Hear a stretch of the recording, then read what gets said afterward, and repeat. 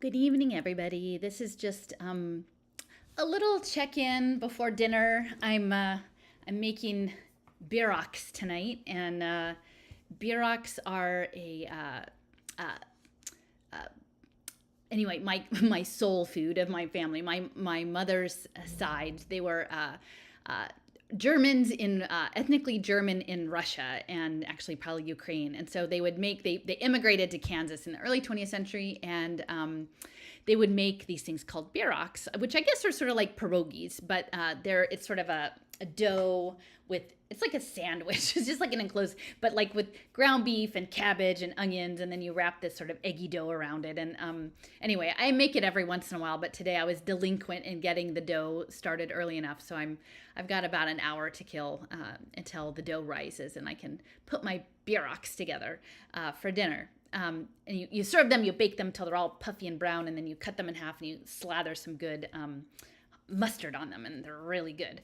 But anyway, so I've got the bieroks dough waiting over there, and I wanted to say sort of thanks to start off with, because I'm going to share a poem with you tonight that someone who is far more talented in writing than I am created, and you may have already read it on the blog. I posted it earlier this morning, but it was left as a comment yesterday on the Andrew Peck blog post.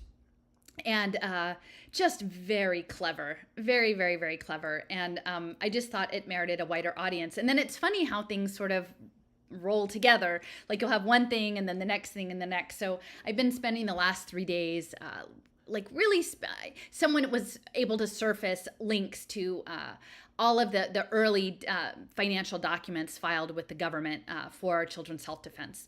And actually, it was only started to be children's health defense in 2018. Before that was called the Mercury Project.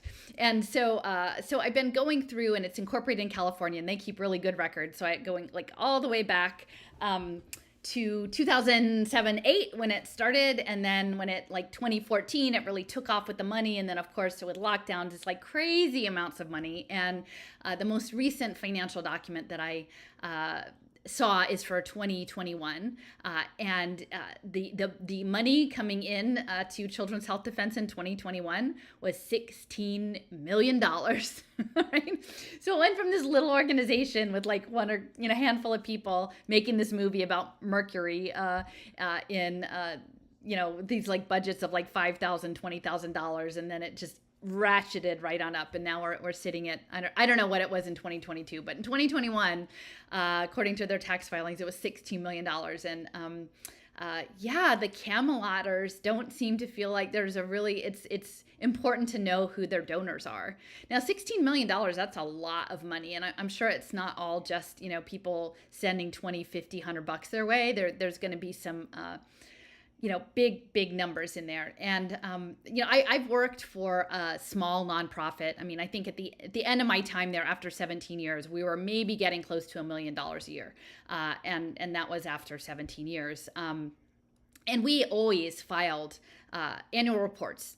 And maybe we didn't always have the money to print them in a glossy, fancy brochure and hand them out, but you always had that documentation, and even if you didn't print it, you had it available on your website, and for your other funders, because people who want to fund you want to know that you're want to know what work you're doing, and want to know who else is funding you, and that's all really important. So earlier today, somebody tried to, let me see, let's see, where did it was in the comment section. Randall was upset with me, I guess. And he said, so this is quite interesting. And I wanted to share some of this because I think it's going to say a lot about how this campaign candidacy is going to go with RFK Jr. And again, Children's Health Defense at present is separate from him because he and Mary Holland are on leave. But I think it's hard to disentangle Children's Health Defense from the candidacy openly, because most of the people who are supporting kind of think they're the same thing, right? And so this is someone named Randall Betancourt, who like 5 hours ago, he responded to the post on this lovely poem, and the only thing he could think of saying was nothing about the poem, just about he's endorsing this candidacy. And so I'm just going to read Randall. I feel like I can do this because he's, It's a public comment. He says, RFK Jr. is openly calling out the CIA for the deep state assassination of JFK. And for the first time, your average American will hear this. The other day, he called out openly for the closing down of 800 plus military bases of the U.S. empire, ringing the globe, staging grounds for U.S. special ops, essentially private armies with no oversight that we have roaming, as this is written in over 100 countries. He has already called out the setting up of Russia in Ukraine, a debacle, and the slaughter daily of thousands upon thousands of poor Ukrainians, all in our name. Now, if you listen to my critique of RFK Jr., like in what I've written, more recently, he's actually like with Vantage Point, he was funding ocean drones. So I'm not totally buying, like the anti-imperialist framing might be conveniency for his presidency, his presidential run, but I'm not quite buying his, like, deep in his heart, he's always been an anti-imperialist. Like literally he was investing in ocean drones now owned by Boeing, Liquid Robotics. So so much for that. Every day, this broken and divided land comes a new ritual slaughter, euphemistically termed mass shootings. My point, blockchain issues, social impact investing, and the like are all extremely important issues of the highest order to tackle for the future of humanity. But let's not fool ourselves. These are long-term endgame topological puzzles thrown out by the darker forces that will go way over the heads of the pinhead academics at the most elite universities. It is going to take some time, as my father used to say. So don't worry your little head about this, Allison. We haven't paid any attention to you like for the past 3 years, but now somehow like maybe we're gonna like eventually we'll get around to Web3 blockchain, right? Like once the Vantage Point Partners has it all sewed up. And all of this is to say, for God's sake, the cybernetic creature is now raping and pillaging us in our beautiful planet while we, like cloistered elites, expect folks to get the subtleties of hedge funds and impact investing. It's not subtle. It's slavery. It's digital slavery. And actually, most recently, RFK Jr. has been shouting from the rooftops about crypto, how it's wonderful. Probably not incidentally linked to their new board members, the Centeners based in Miami, which is the hotbed of blockchain and crypto. And actually, interestingly enough, Children's Health Defense has about $78,000 in cryptocurrencies in some sort of Coinbase wallet, according to their filings. That was in 2021. So yeah, I think some of the people over at Children's Health Defense do get what I'm saying. They're just playing the other side, okay? Meanwhile, the spiritual battle between heaven and earth must be fought on many levels across many timelines of prioritization if we are to survive. I am campaigning for RFK Jr. Well, like you couldn't tell me. So, this is the narrative tropes here, right? The Kennedy legacy, the deep state, the captured government, the people are waking up. Don't bother with the details. Don't think about the details. That'll come later. Just go behind the hero, okay? He's the hero and he's doing the stuff. And please, don't say anything. And so, I responded and I said, let's see, where is this? So this is my response. Hey, Randall, are you willing to contact Children's Health Defense and ask them to release a list of their major donors since 2019? And I've asked for these recently. And it was a very reasonable request, $5,000 gifts and up. I'm not asking for every $20 gift. But if someone has given you $5,000 in a calendar year, like that's a substantial gift, right? So I said, don't you think the public deserves to understand whose $16 million they're spending? $16 million. Do we not deserve to actually know who that is? So then Randall says, well, and they're always, this is so funny because I've had this back and forth with the head of Children's Health Defense in Pennsylvania. He's in Philly, I think. He's in Philly. I don't know if he's the head of Philadelphia Children's Health Defense or the entire state. But it's the same modus operandi, like stroke my ego. We love your research. We think you're great. Please don't you need to be nice on us and not piss on our fire of the people that everybody loves, because then you'll be isolated on an island. Like that's what I got from somebody else. But we love the research. Keep it going. Eventually, maybe someday we'll get around to doing something about it. Right? And so this is the same thing. Let me say, I think your work is extremely valuable and I thank you for your courage and fortitude. I am sure it is a labor of love. I am going to try not to make any further comments on RFK Jr. in the comment section. Keyword try. As far as donors, PACs, lists, and the like, Children's Health Defense is just a small fry fighting to stay alive and further its mission.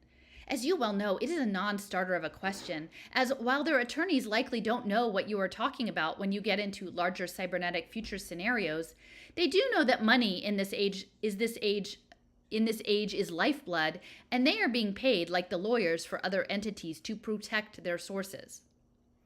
Okay, like, so he's saying that they're being sneaky, right? Like, he's just saying that they're being sneaky. So I wouldn't want to call them on these matters just yet. I want to see if we can keep Bobby Kennedy alive long enough so he can blurt out some truth into the microphone to Joe Sixpack. So this narrative, and I don't even know if Randall Betancourt is a real person, it's so cookie cutter, like they're going to use it over and over and over again. So I'm just pointing this out because this is, if you're going to walk through this labyrinth, like, you have to understand what the narratives are that are being crafted. And so the narratives are, don't sweat the details. It's not your time. We're talking down to the dummies. We're going to tell them about the captured government, right? But we're not going to tell them about a possibly captured nonprofit that's churning through $16 million and not open about who its donors are, right? We're not going to talk about that. We're not going to say that the emperor has no clothes, that somehow $16 million is a small fry operation. And it's just crazy. So yeah. So I replied, I said, Randall, $16 million is not a small fry. What are they hiding? This is not okay for any nonprofit, let alone an organization affiliated with a presidential candidate.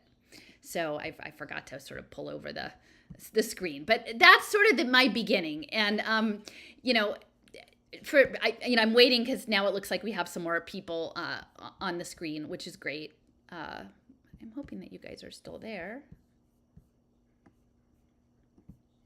Let me see. Is my stream still going?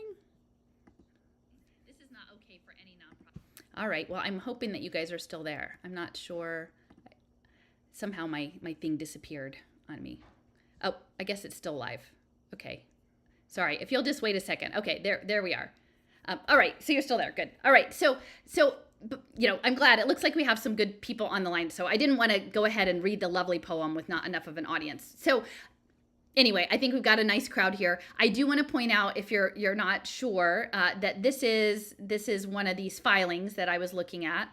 The Children's Health Defense, they have to file in California, but actually the California 2021 filing included the 990 from the IRS. So so this is Children's Health Defense now in Franklin Lakes, New Jersey. Heidi Kidd is the treasurer, and I will have to say, like, looking at all the salaries, I actually called Heidi today because they provide her number here because she keeps the books, and I'm like, Heidi, you need a raise. Like, you're the most underpaid person. She's the treasurer in the whole organization. So I was like, Heidi, really seriously, you guys need to get your act together with an annual report, because you've got a spinoff of a publication company and a video company, and you've got this, like, you're spending $500,000 every year on publications, but you haven't got an annual report. And that's, like, it doesn't look good. I'm just saying that as somebody who says, we need to be paying attention, because I sent it on Sunday, an email using their form, and they got back to me on Monday, so prompt response. But I had essentially put a formal request in to ask for their donors from, again, reasonable request, January 1st of 2019 to December 31st of 2022, of gifts $5,000 and up. Right. So they got back to me. So I sent it by their online form, and I sent it by text. And so I got a response to the online form on Monday, and then I got a response to the text today. So I wanted just to put this out and document it. And so, so I got a reply to the online form from someone named Tracy at Children's Health Defense. And they said, hi, Allison, we do not share information about donors. Regards, Tracy. Okay. And so then my reply was, Dear Tracy, does Children's Health Defense not maintain annual reports? Most nonprofit organizations with annual budgets of 15 million, it kind of goes back to between 15, high 15 million and low 16 million, prioritize transparency with regards to their sources of income. I worked for a small nonprofit for many years, and we always made an annual report publicly available with a list of major donors. To most people, this would appear rather suspicious, especially given RFK Jr.'s candidacy. One of your chapter leaders recently told me that the organization has been able to grow so much due to the generous support from its many wealthy donors. Do you not imagine your supporters and the general public have a right to know who they are? I want to advise you that I do plan to discuss this. If Children's Health Defense's policy changes, I would welcome the information. I've already found out enough to do a series of discussions by analyzing your IRS 990s and California filings. And I plan to spend some time with the Foundation Directory online later this week. Unlike Children's Health Defense, many foundations make their philanthropic activities publicly available. And then I have the date of May 8th, 2023. And so this is the text I sent to the text on Sunday afternoon. I would like to make a formal request for a list of major donors, those individuals and entities making gifts or grants of $5,000 or more to Children's Health Defense between January 1st, 2019 and December 31st, 2022, and CHD's annual reports for those years. Please forward this information to my teamsela@protonmail.com address. This request was made on May 7th, 2023. Thank you. I look forward to having a better understanding of your donor base. And so this is the response I got this afternoon. Dear Sir or Madame, Children's Health Defense does not share the names of our donors, nor do we produce annual reports. Thank you for your inquiry. Okay, and then I said, well, I'll be sure to let the public know that your organization, which had a $16 million budget in 2021, is not transparent about its funding sources. Shame on Children's Health Defense for not producing an annual report. And so I think that, I'm just going to put an ask out. Like, I think everybody should be calling Children's Health Defense, contacting them through their forum and demanding an annual report accounting, at least for the last 2 years where the budget's going from $6 and $7 million. This is where I've been putting together the spreadsheet. I've got, I'm going to make it, I can probably, I'm almost done. I'll put the link in the comments because all of these are hot links to the various reports, and I now have them saved online so you don't have to download them.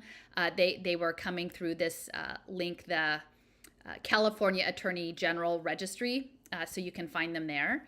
And so, I was going through, again, from 2008 all the way to 2021. And, you can look at like the gross annual revenue. And this is starting in 2008. A lot of it was related to this guy, Ed Gladden, who was making a film called Trace Amounts. And, for these first 1, 2, 3, 4, 5, 6, 7 years, very typical startup nonprofit, right? Like very typical. 28,000 budget, 5,000, 7, 12, 5, 23, 13. Like that looks like a very grassroots handful of people nonprofit. Then this is the year of their film, or the year after, I guess the year it was in distribution. The film only made like $80,000 total, but you can see the money starts pouring in. And RFK Jr. was involved in the film, and then it just goes up from there. So it's like in 2015, it's 467,000. And then, it just jumps. The next year, 736.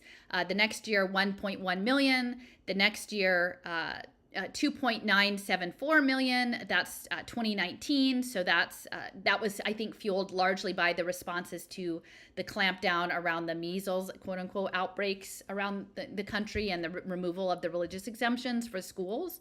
And then it jumps to 6.8 million and 16 million, right? That's not small fry money. That's very big fry money, especially when you've got someone who's running a presidential candidacy. So and again, part of this is what I'm asking. And, we look at salaries here, and I'm just going to say, so initially, the first year, the only person who got an official salary was Ed Gladden. And he was the original founder of what was at that time called the Mercury Project. 2017 was the first year RFK Jr. got a salary. And again, it was, I'm sure for somebody of his stature, relatively modest, $131,000. But it went up amazingly high over the next 5 years. And I've worked in a nonprofit. Like, you're lucky if you get a cost of living raise, right? And I would say the big jumps in RFK Jr.'s salary were coming during the lockdowns at a time of like profound economic uncertainty for people, right? Lots of people being laid off, lots of people on food stamps, lots of people not knowing what their next opportunity is, right? And so I would say, to a certain extent, like, this is a time where, especially if you're someone who has like I don't know, I don't have it in here, but like he relocated to Malibu and bought a multi-million-dollar home, right? And so this is somebody who has a cushion, right? This is somebody who has quite a bit of a cushion. I mean, he may be the Camelot hero, but he definitely has a cushion. So the money that's pouring in, the salary goes from 131,000 and change in 2017, 28 the next year. It's over $50,000 salary increase, right? That's a huge jump. That doesn't happen in the nonprofit world, right? So 184,000, and then it jumps again by like $75,000. Like, who gets that kind of raise? Like, who's like, next year we'll just give you another 75,000, right? So then in 2019 it's 255,000. And then the next year, it's like a $90,000 raise, $345,000. And then in the most recent year of 2021, it's just shy of $500,000, $497,000 and $497,013, right? Just, I mean, a couple. So it's kind of crass, honestly. Like, I just think it's kind of crass. And so, and they're going to tell us that we don't need to know who's paying his salary, right? Now he's on leave and on that sort of thing. But I'm just saying this needs closer attention. And what I'm going to say is they're going to try to sort of focus all of this as a Camelot hero story. But then we ourselves have to be responsible, people who believe in the cause or line up behind, to hold our leaders accountable. Like, isn't that the whole thing about the supposed like Kennedy, legacy, is that, the deep state went after them because, this, that, or the other, like, we're going to hold captured agencies accountable. And yet to me, it feels like there seems like a pretty, unless they turn the tide pretty quickly on terms of how they're dealing with being public and transparent about their funding as a nonprofit, then they're just as captured as the agencies that they're ostensibly trying to like hound about these other issues. It's not good. Okay, so that's my broad context for this Camelot post. So I'm not saying it nearly as eloquently as this person. They go by the pen name Meandering Myrmidon, and it was left as a comment on the Peck post yesterday. And I did get in touch with them and said it's okay to make it its own post because it's just so good. And they graciously said yes, that I could do that. So I'm going to read aloud a poem that is shared on the blog by Meandering Myrmidon, called "The Once and Future Thing," and it's sort of channeling a bit of the Camelot. And I do want to say, this is one thing I want to make sure I say before. I think that, as reading through it and that it was sent my way, the implication, I think, is maybe that Alice is like a reflection of the work that I'm doing or that we're doing together, the group of us that are doing this kind of work. I do want to emphasize that I think for the narrative purposes, it was framed out that like a knight came and made an offer and I refused. In real life, that never happened. There's never been any knights or anyone else on behalf of any institutions coming up to me and like making, offering deals or anything that I, turned down. And I'm glad, because I think that would be really inappropriate behavior for someone to make such an offer. And of course, I wouldn't ever accept that kind of offer. So as I'm reading through, if you're reading between the lines and sort of imagining that this is a reflection of the work that myself and those sort of in my, immediate circle and people doing these wonderful guest posts, and I've had a lot of guest posts lately, that didn't really happen in real life. It's good for the narrative flow of the poem, and it honestly, it uplifts me in a way that I don't quite deserve, because I haven't, had that happen to me. And I don't want to make this just about me and a personality thing, because I realize how toxic that gets, but I'm not putting this out there just to like, be like, oh, look at me, I'm so great that people write me poems. But it's just such a clever poem, and I laughed out loud like when I read it to my husband yesterday morning. And again, he continues to be skeptical of the work that I do, and I put it out, and he laughed, and he thought it was pretty marvelous. So anyway, I just wanted to make sure it gets a wider listening. Okay, so the once and future thing.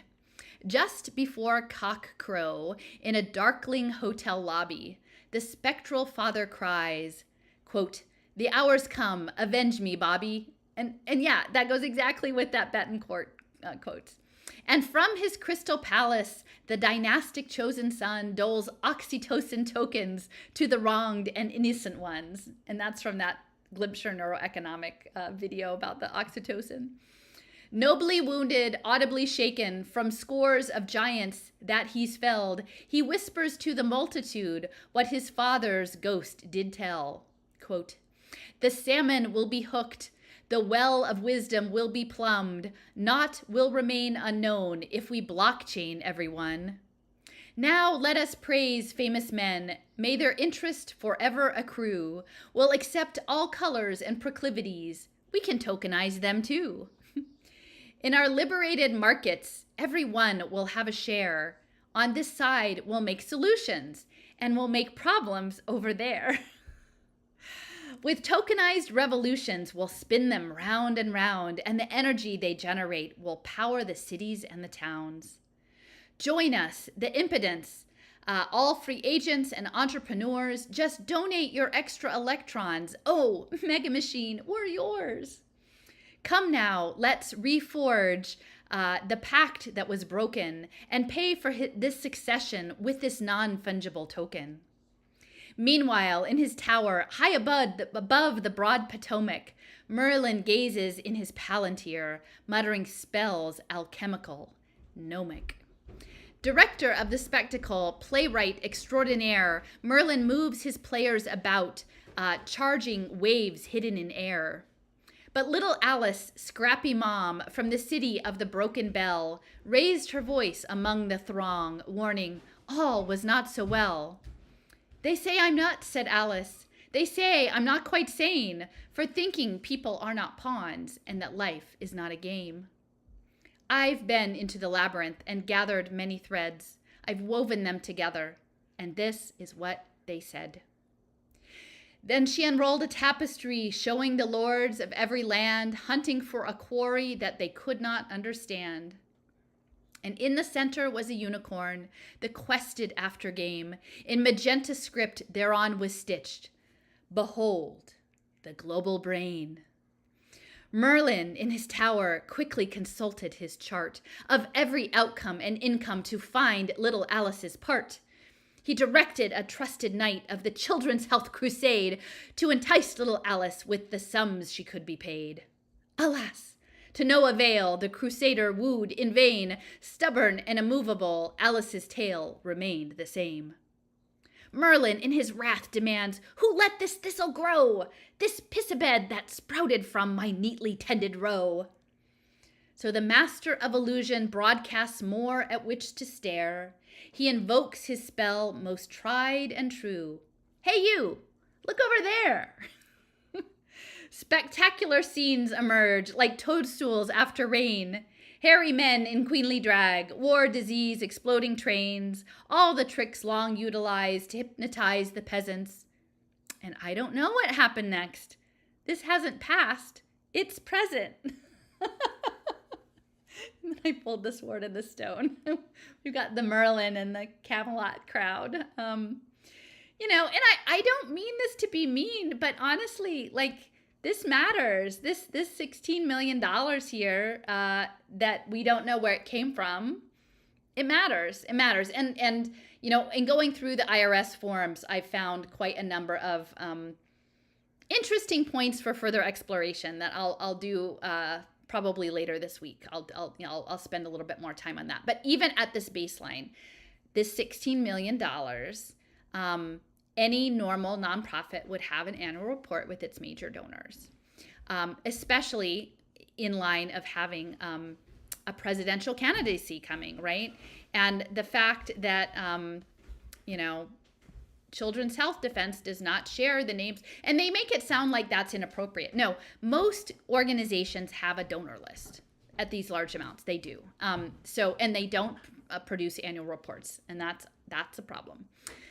So this came out. So I posted this morning, and then someone else, again, I've been spending my last 3 days making, these really intense, this is a lot to go through. I have, all of the numbers, unusual things. I put in a Kumu map, grants and all of this just to see the trajectory, because it's really important to see how it all pulls together. So that was taking up my time the last 3 days. But somebody else, alerted me, actually 2 different people. They were like, have you seen what's going on over at Celia Farber's place? And I was like, I can't, shame on me. Fool me once, hurt me once, shame on you. Do it twice, shame on me, right? And that's exactly where So I'm not going back twice. I'm not really looking. And yet someone was generous enough because in this most recent blog post, she's essentially threatening litigation of libel for people saying that she's a psyop or something like that.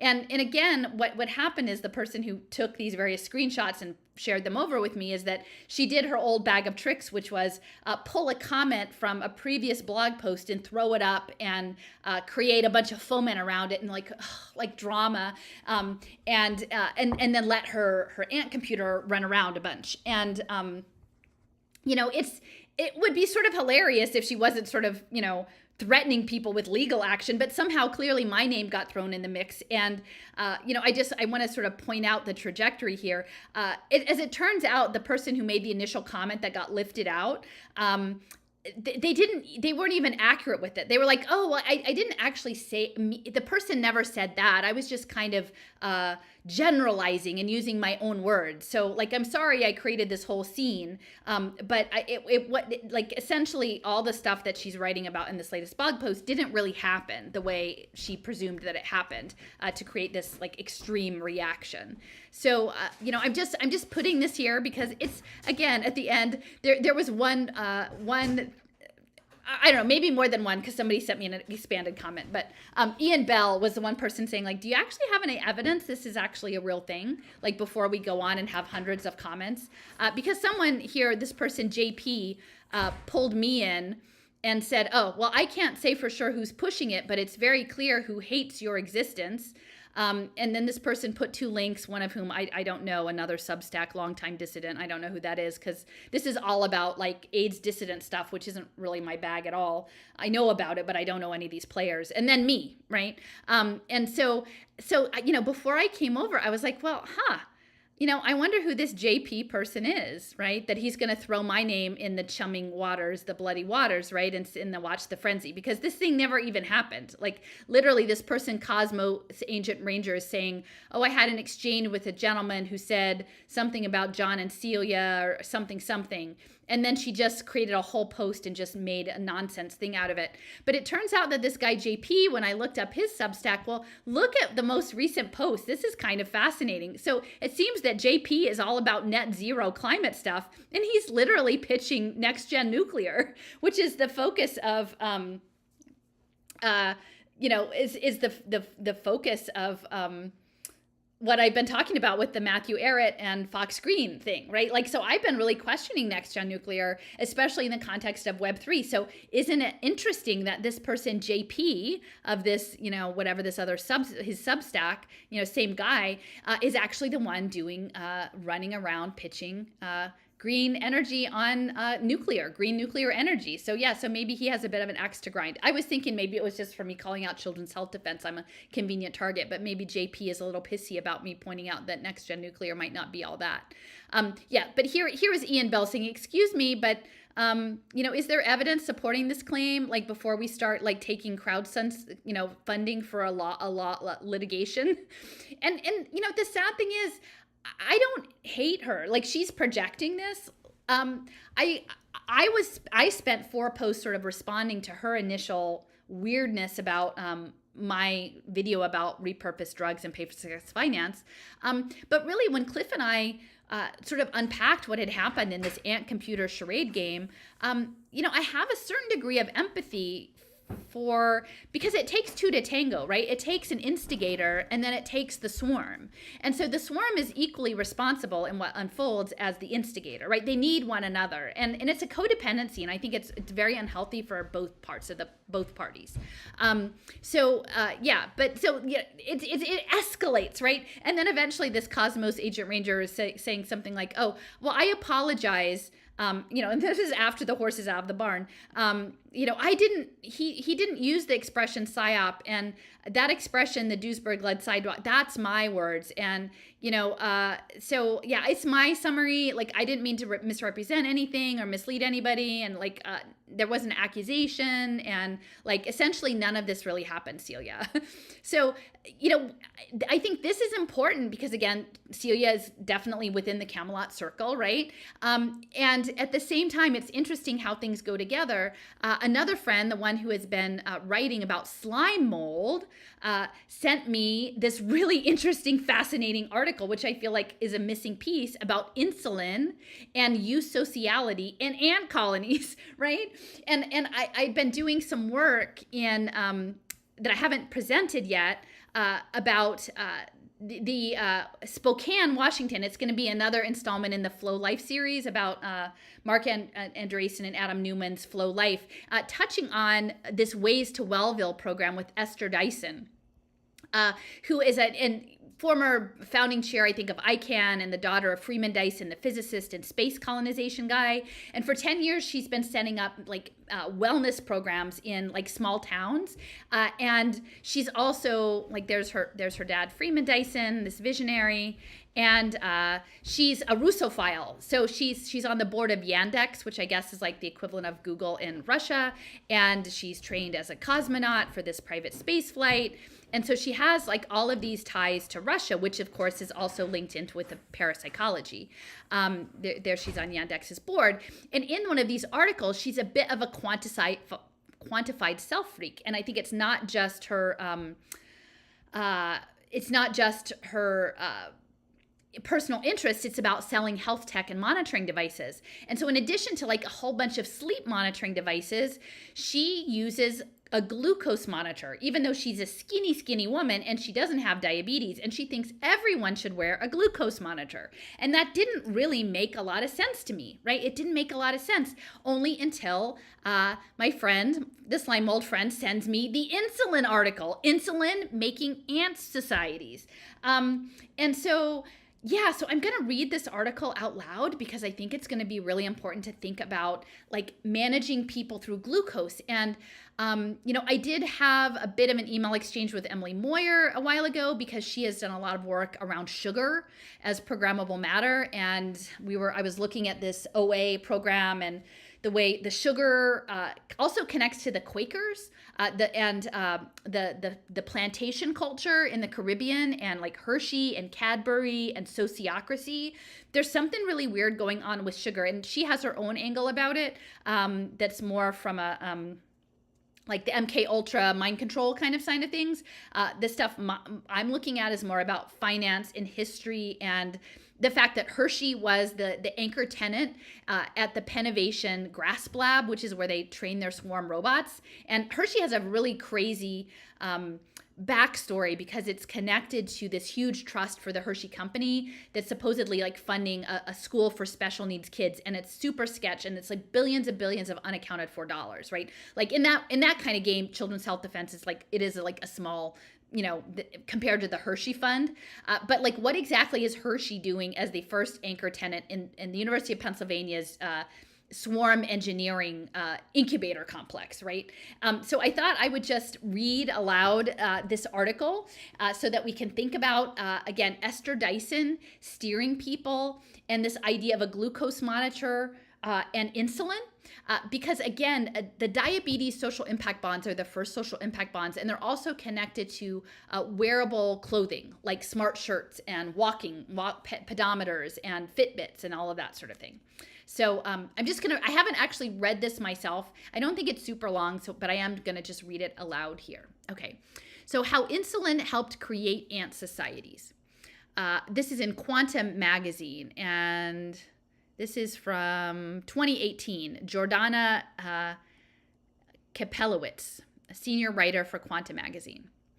How insulin helped create ant societies. Evolution may have co-opted an ant metabolic mechanism to set social insects on the path towards one of the most puzzling behaviors found in nature. Okay. Ant larvae quietly manipulate the insulin levels of adults to induce caretaking behavior, as shown above. This kind of signaling may be what enabled colonies of ants and other social insects to evolve castes of non-reproductive workers, and that's a key part of that.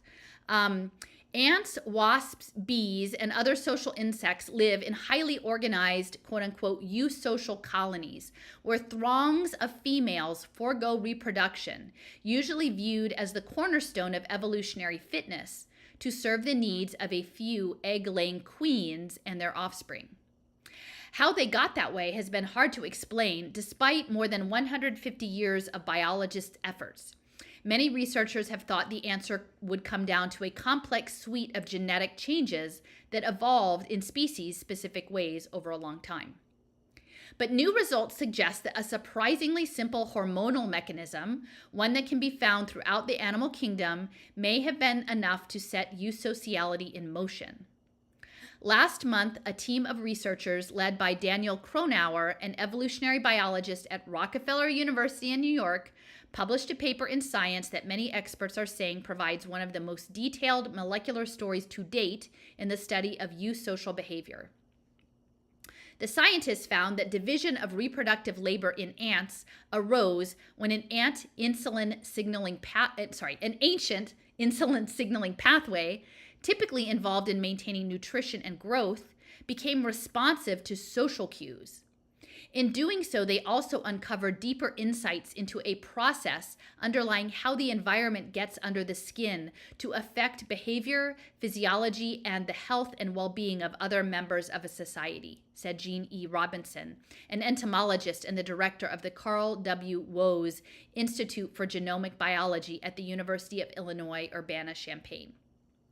Kronauer and his colleagues, hoping to uncover a common origin for the ant's evolutionary journey towards eusociality, first compared which genes were expressed differently in the brains of the queens and workers among 7 diverse ant species. They found a particularly strong signal for one gene, ILP2, which codes for the ant version of insulin and was expressed consistently higher in queens. At least 24 other genes emerged as important as well. Kronauer noted many of them also related to insulin production and signaling, or to brain plasticity and other traits. To determine the role of ILP2, the researchers focused on a single ant species, the clonal raider ants, Oceriae beroi, whose colony lack fixed queens. Instead, the ants alternate as a group between worker and queen roles, seemingly in response to the presence of larvae. With babies around, all adult ants stopped reproducing to take care of them. Kronauer's team found that insulin signaling was responsible for that cycle. Production of the hormone declined when the researchers exposed the ants to larvae, suppressing reproduction and inducing the shift to caretaking behavior. When the larvae were removed, insulin levels rose significantly, and injecting the adults with insulin caused their ovaries to reactivate even when the larvae were still around. If you think about it, it's a crazy but also very elegant and simple way to make an organism social, to make it responsive to larvae, Kronauer said. And as Alan J. Moore, an entomologist at the University of Georgia, joked, anyone who's a parent knows that your kid manipulates you.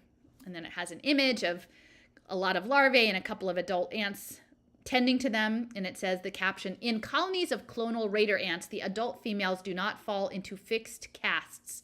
Instead, they alternate in unison between laying eggs and caring for their young. And again, I keep saying all of this socialism, all of the everyone who wants to call it communitarianism or socialism or communism, it's ants. It's social insects. That this single gene has such a major effect suggests that the transition from a solitary to a social lifestyle can begin with relatively few changes, said Andrew Suarez, a biologist at the University of Illinois at Urbana-Champaign. You don't need to invoke novel genes. You don't need to massively change the genomic architecture or gene expression patterns. You can just tweak one or a few things and start on this path towards advanced reproductive division of labor. Kronauer's results vindicate a theory about the origins of eusociality proposed in 1987 by the evolutionary biologist Mae Jane West Eberhard, now at the Smithsonian Tropical Research Institute. She had observed that solitary wasp cycles through reproductive and caretaking phases in sync with their ovarian activity, and posited that the eusocial division of labor emerged when parts of that ovarian cycle became exclusive to each caste. The queens had constantly active ovaries for egg laying, while the workers, whose ovaries stayed suppressed, dedicated themselves to foraging and brood care. West Eberhard later described this as a model for making major changes in species through developmental reorganization, and called it a way of making something new, worker and queen phenotypes, out of old pieces. In this case, the old behaviors linked to different phases of solitary wasp's ovarian cycle. What was missing from West Eberhard's theory was a candidate for a potential trigger for that reorganization in the wasps or in any of the other social insects. Cronauer's findings now suggest that the culprit, at least in the case of ants, was ILP2, with the larvae manipulating the adults through their insulin pathways to turn most into full-time caretakers and a few into mothers to the community. Insulin's involvement makes sense in retrospect, Cronauer said, given that the hormone is known to play a crucial regulatory role in both food intake and reproduction. After the initial adaptation, evolutionary forces would have driven innate differences in insulin levels among individuals further apart to cement separate castes. Even among the queenless clonal raider ants, Cronauer and his colleagues observed that some had slightly larger, more active ovaries and foraged less, despite the presence of larvae. Their insulin levels turned out to be higher from the start. Even in this precursory state, there still seems to be a connection between reproductive behavior and insulin levels, Cronauer said. Ultimately, individuals with higher insulin levels became queens, and those with lower level became workers. It starts out in a population where everyone is very similar, but over evolutionary time, those small differences get exacerbated. What makes this work additionally compelling is that previous research implicated insulin in the governing division of labor in honeybees as well, but in a very different way. For those bee species which evolved eusociality independently from ants, insulin signaling helped determine whether workers forage or stay behind to nurse larvae, and can govern the kind of food the foragers prefer, which further affects their physiology and the tasks they perform. In both ants and the honeybees, the insulin mechanism is entwined with sensitivity to offspring. And and then it says, in this video, the researchers at Ingrid Fetter-Pruneda and Vikram Chandra of the Rockefeller University explain how the regulation of insulin levels in adult ants by their larvae may have laid the foundation for a social structure with egg-laying queens and non-reproductive workers. It suggests that there is something very general about how evolution proceeds when it increases the complexity of a system, Cronauer said. To Suarez, it means that this kind of evolutionary innovation is in some sense predictable, that there are genetic mechanistic patterns at play, and that's pretty exciting.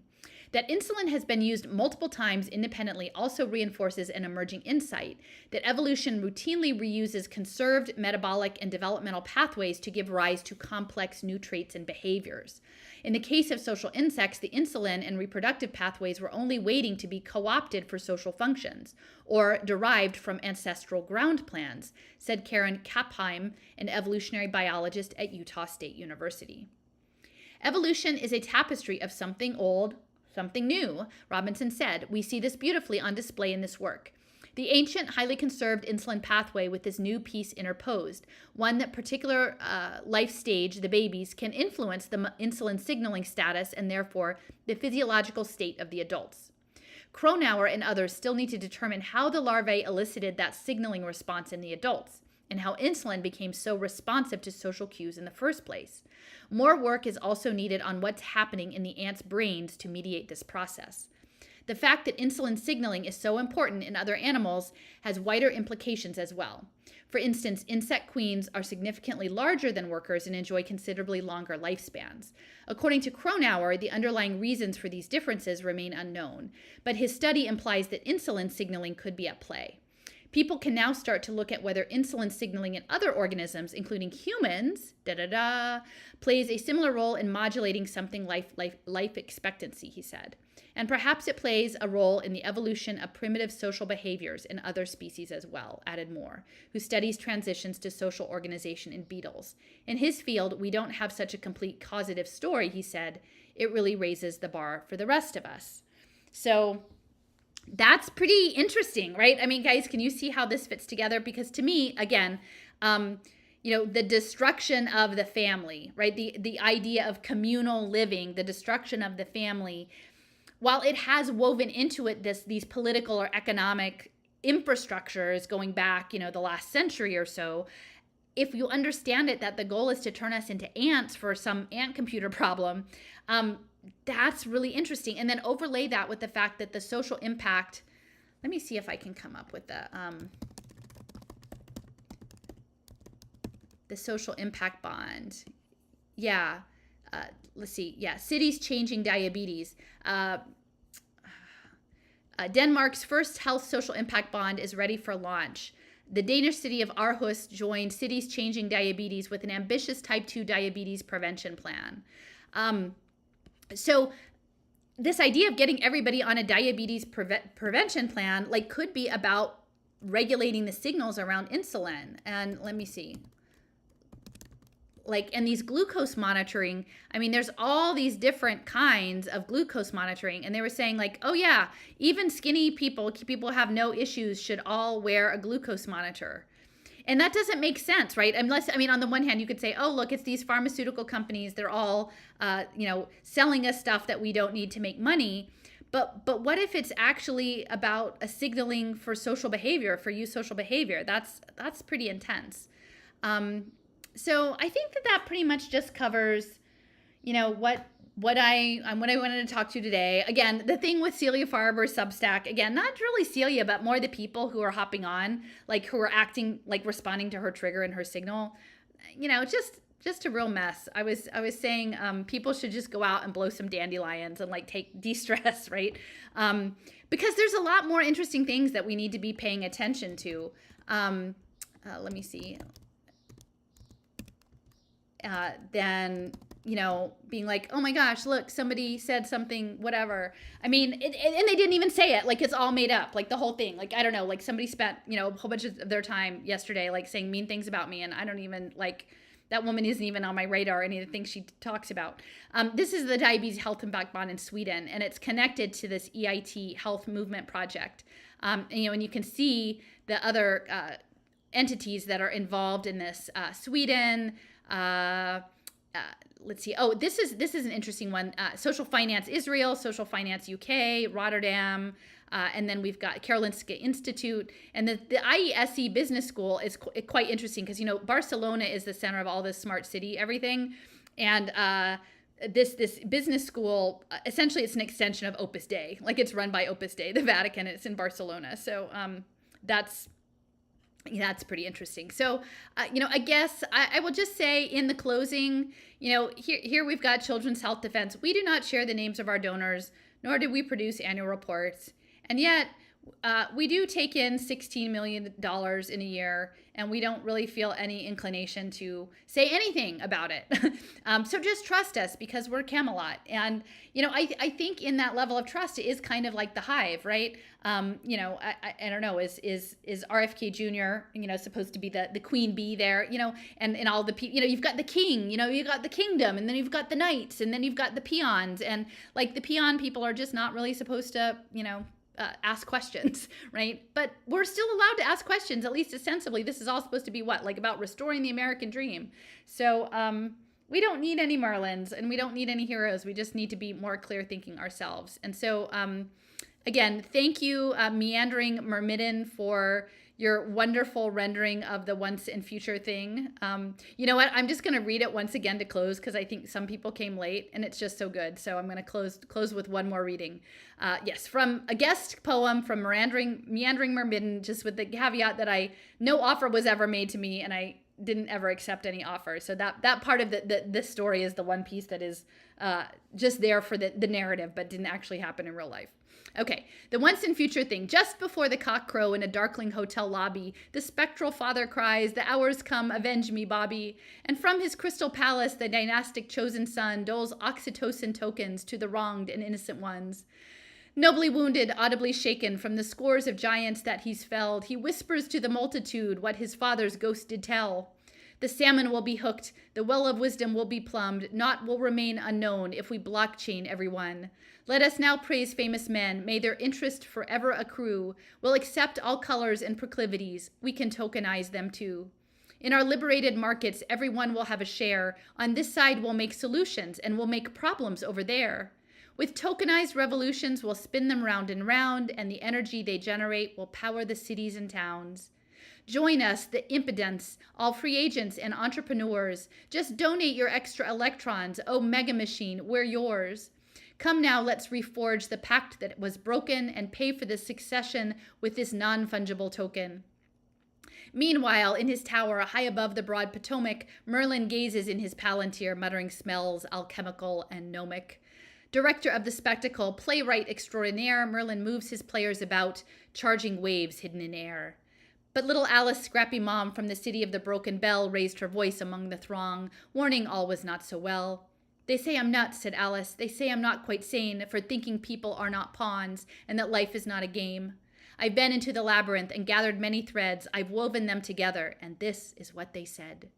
She then unrolled a tapestry showing the lords of every land hunting for a quarry that they could not understand. In the center was a unicorn that quested after game. In magenta script thereon was stitched, "Behold, the global brain."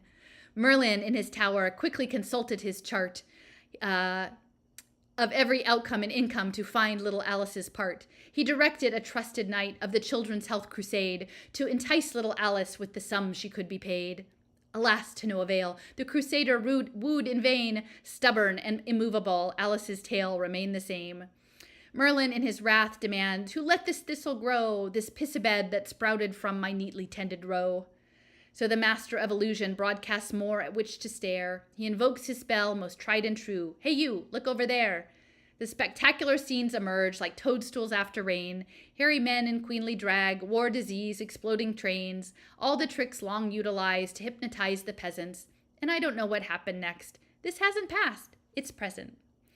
And so that's Meandering Myrmidian. And so just thanks. And thanks to all the people. I've had quite a few people lately who've been submitting things to the blog, guest posts. And I haven't caught up with all of them. I still have a few in the hopper. So that's going to come online soon. I've been working, again, so hard at getting all of the numbers lined up for the Children's Health Defense stuff so I can really understand what's going on there as best I can without any of the donor information. And so thank you. Thank you for being again, I'm not trying to create a hive. I'm not trying to create a swarm thing. I was telling someone today, and not like I ever thought I would be a teacher, and I don't really know that I am a teacher, but, if you were to use that construct, I think the Substack culture is more like the lecturer in an intro psych class in a state university system in a giant auditorium of all these people, right?